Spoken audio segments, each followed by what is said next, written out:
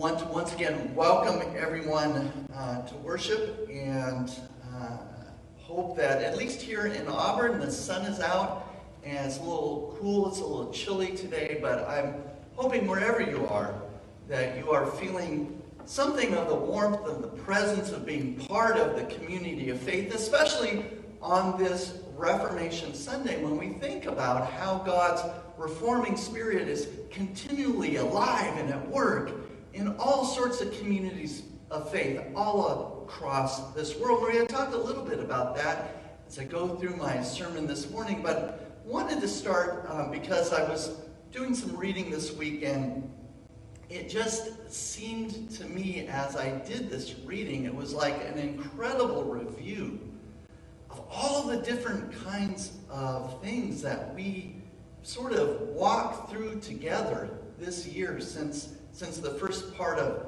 March. And I was realizing that our time, this time we are living in, is one of epic uncertainty, and that epic uncertainty is fueling sky-high anxiety.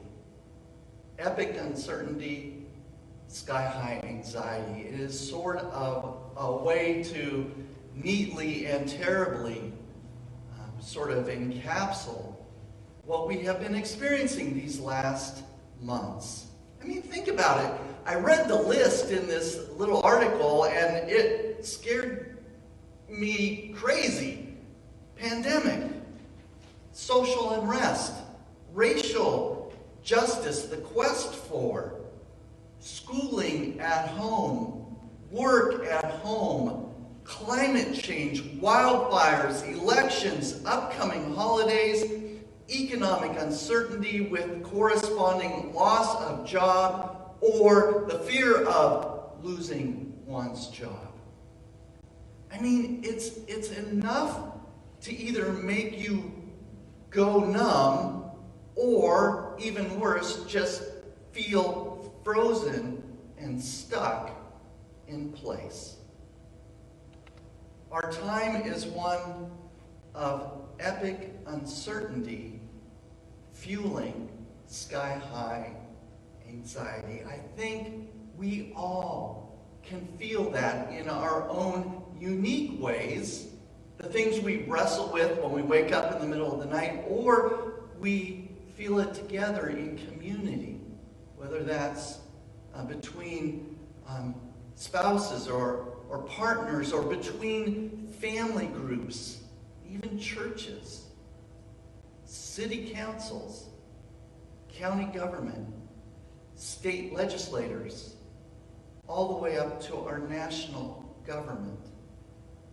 We all feel it in our own ways, and have tried to respond, hopefully somewhat helpfully, to this anxiety and uncertainty. And so I was drinking some coffee yesterday, and my spouse Kirsten is up visiting her mom on Whidbey Island, and so she sent me this little CNN health article, and I kind of got a kick out of it, so I wanted to share some of the things that were in there very briefly with you and see, just kind of make your own mental checklist of where you're at with some of these health-giving things.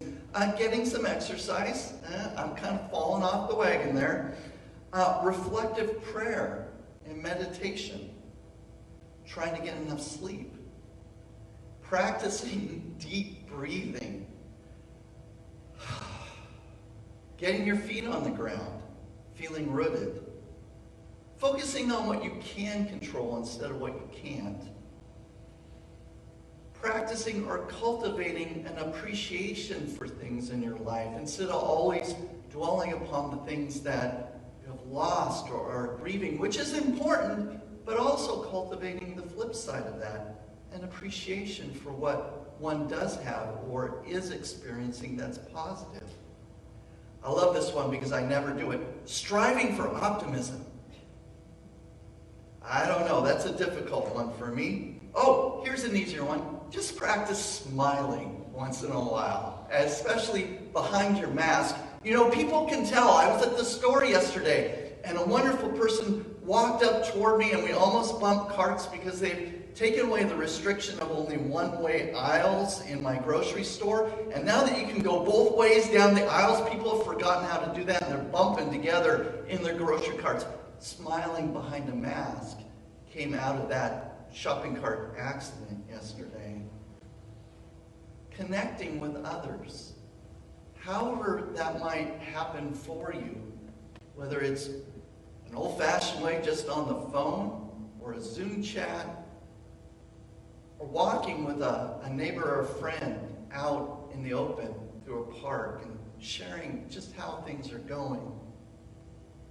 Making self-care a habit instead of an afterthought. These are all wonderful ways that this article Kirsten sent me at least helped me kind of do a little mental checklist of where I am at in response to this time of uncertainty and higher than normal anxiety. But then, as I was reading through the psalm that Ann just read, it occurred to me that in the psalm there might be even some better things for us to focus on. And that's the presence of God in our lives as the psalmist reveals it.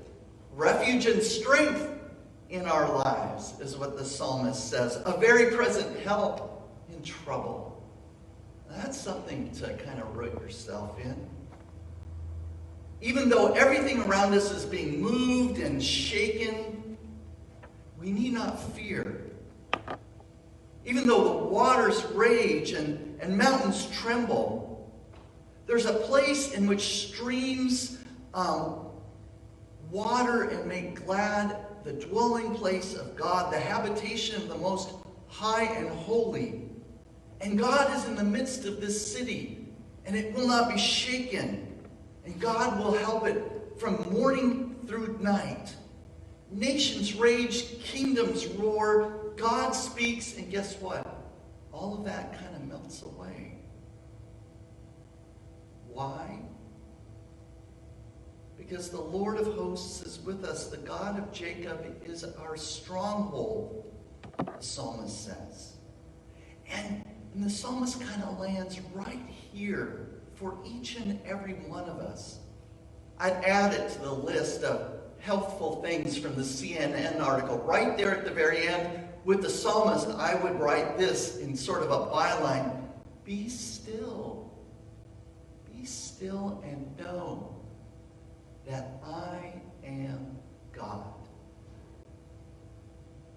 I can't tell you how many times this past week I've forgotten that very simple perspective on my place with the world and with God. Be still and know that I am God.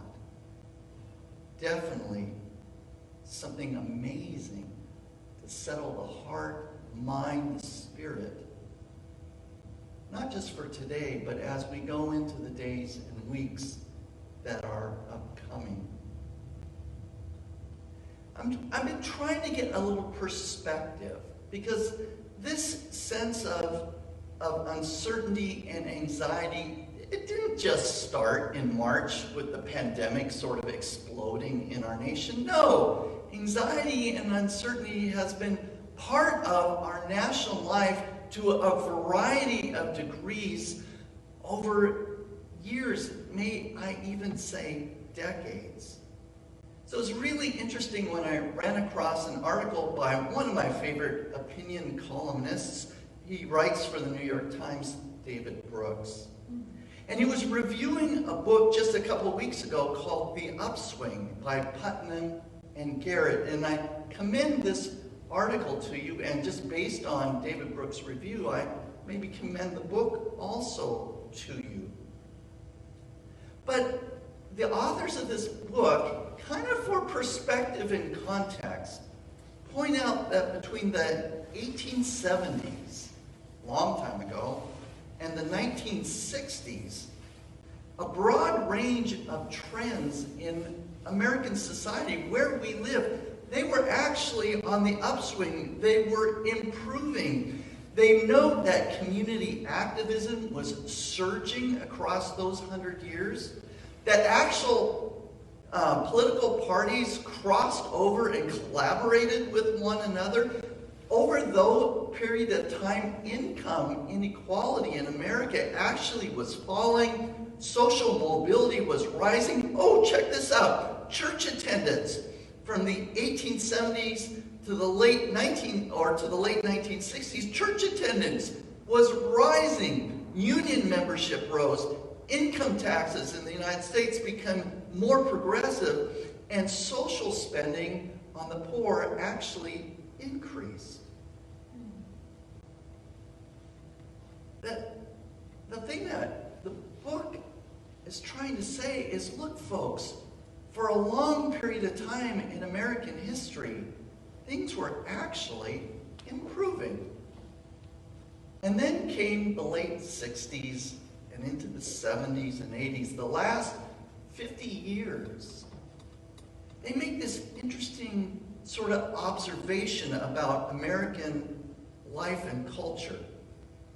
They say quite simply, everything kind of started going downhill.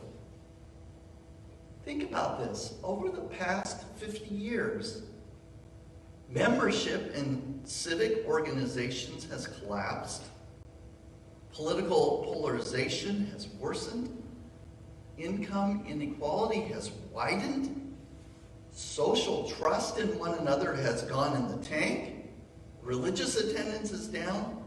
Social mobility has decreased. Deaths related to despair have increased, and so on.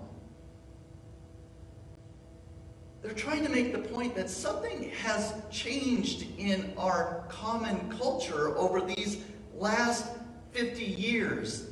And here's the key point. Crucial to all this sort of steady kind of decline on the markers that we look at to see how a society is doing, what has changed in our culture and in our mindset is this. They say the story of the American experiment in the 20th century is one of a long upswing toward increasing solidarity with one another, followed by a steep decline into a sort of isolated individualism. We went from I to we, back to I again. In fact, they looked at books published between 1965 and 2008, and the occurrence of the word I instead of we doubled, just in the books that we read. They say that in the late 1960s, there was a left-wing self-centeredness in social and lifestyle sphere, and a right-wing self-centeredness in the economic sphere. And what happened was a tremendous plunge in support for the common good. And just a couple more words about this. No matter whether you are on the left or on the right, politically, economically, socially, it didn't matter. There was a socially celebrated self-centeredness across the whole spectrum. And they say it was based on a fallacy. And the fallacy is this: if we all do our own thing, everything will work out well for everybody. Their contention is that the last 50 years has taught us that maybe that is not true.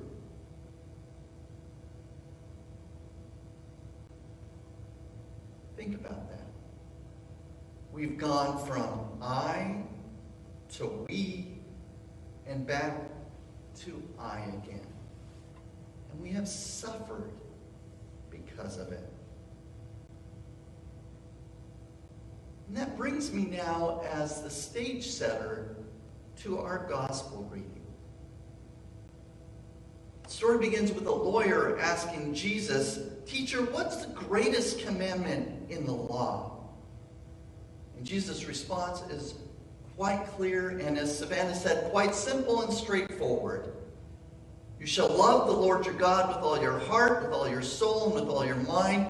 And the second is like the first. You shall love your neighbor as yourself. On these two commandments hang all the law and the prophets. Love God, love neighbor. What Jesus is talking about is a community of relationships. A community of relationships built on a loving action toward others and a loving disposition toward others. In fact, the foundation for what we means. Moving from I to we. A relationship with God and a relationship with one another. If what Putnam and Garrett describe as the ill of our day, Jesus 2,000 years ago already had a prescription for it. Love God. Love the neighbor. You don't have to go back 2,000 years to find the prescription for the ailment. No, even Luther embodied in his own strange Luther way this kind of idea. We find this movement in his Reformation writings, where we read that in a book Savannah referenced, we read about a Christian liberty in Christ, that we are both perfectly free and perfectly bound to one another. Think about that for a second. We are perfectly free from one another and perfectly bound to one another at the same time. What's Luther talking about? He's talking about a community rooted in love and not legal obligation to one another. A community in which we love because, what does the scripture say? We love, and you sing it a lot in Sunday school, because what? God first loved us. A community in which we, as God's people, find ourselves set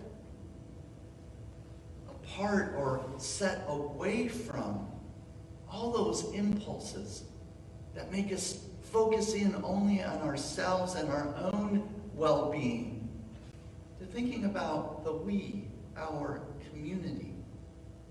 And this love of God and neighbor that Jesus or Luther were talking about, it's not simply a sentimental feeling, but it's about a new community culture, rooted in a new mindset and rooted in new behaviors. I mean, even in the midst of pandemic, with all of the anxieties that I mentioned at the beginning, we here as a congregation at Messiah, heirs of this reforming spirit, we have been in the midst of all this sort of asking ourselves, how is God now building us? How is God now reshaping, reforming us into a new culture, a new mindset with new behaviors?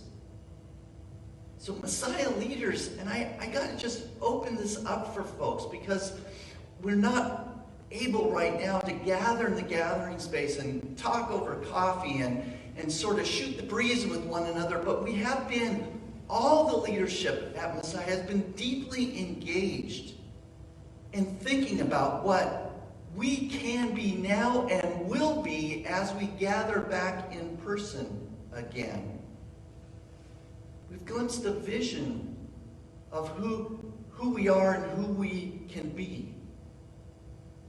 We've been talking and thinking and praying, and we've been utilizing this time of pandemic to lay this new foundation. And if there's anything you take away from this time today, the key word in this vision for this new foundation of what Messiah is going to be, the key word is generosity. Generosity is a word that captures the love of God and the love of neighbor, moves us from thinking about only I to thinking about we, generosity. And the beauty of this word and this vision is that all of us have in our lives had experiences of generosity, either receiving or giving. So I want to share one of my own. I was emailing this week with a Messiah household. We were talking a little bit about generosity.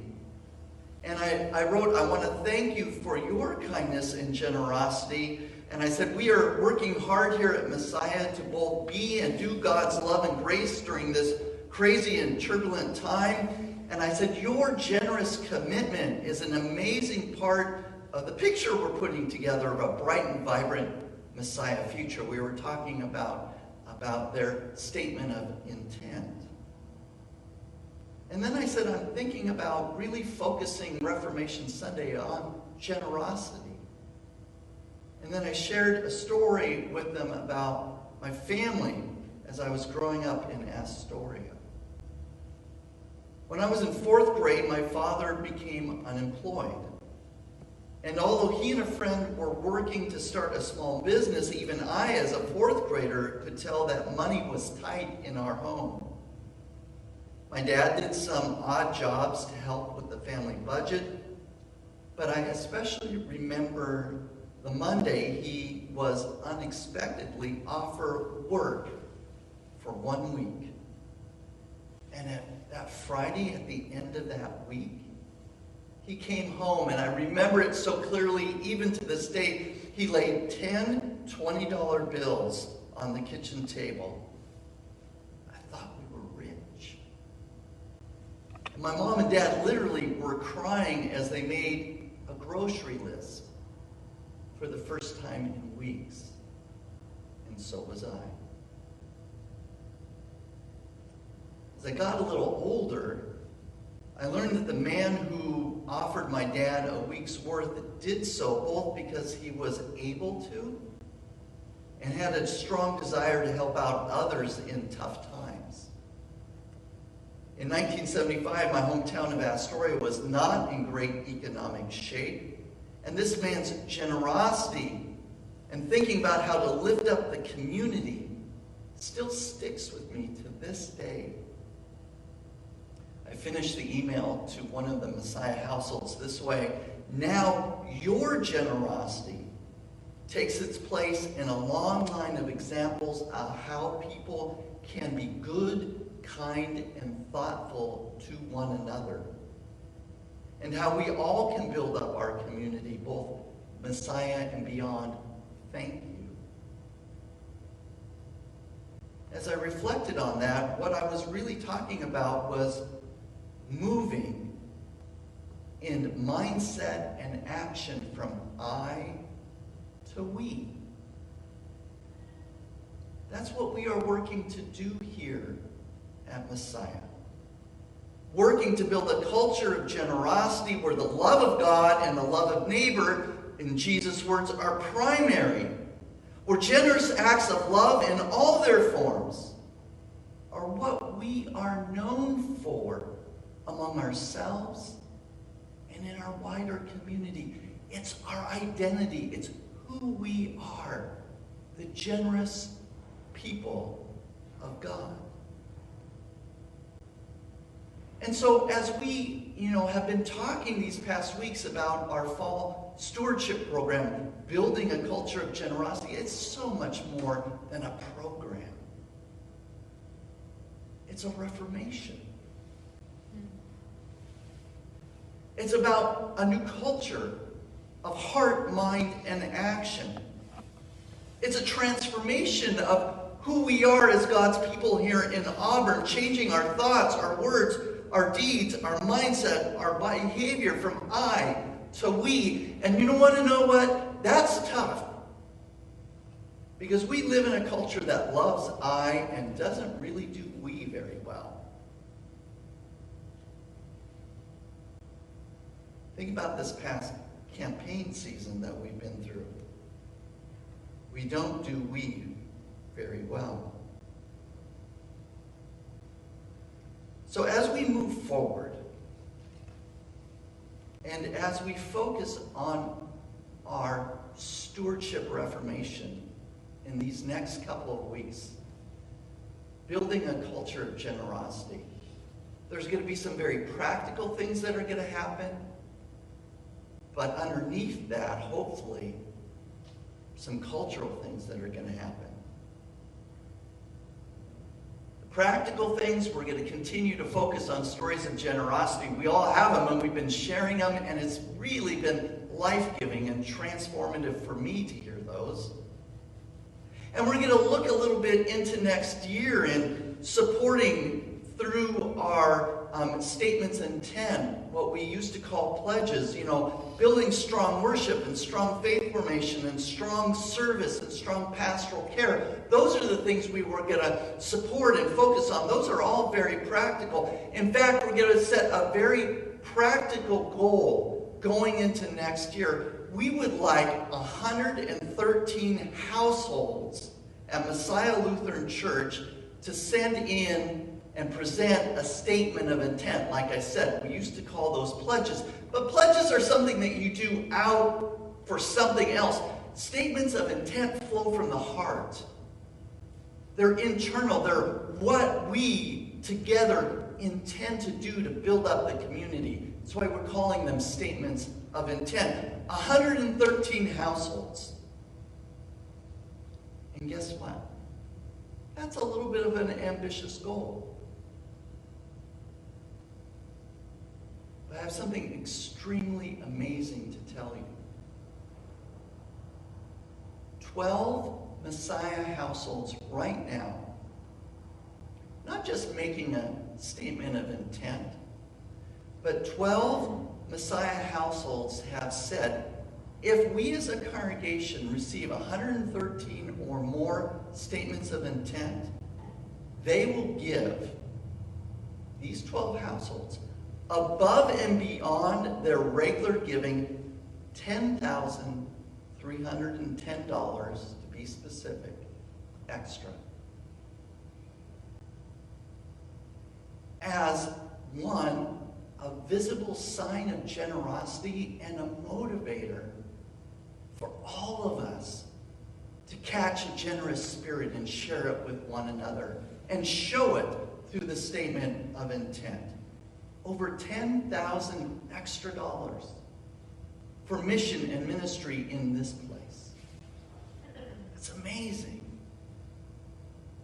Now, as we roll through these next couple of weeks, you're going to be receiving your statements of intent.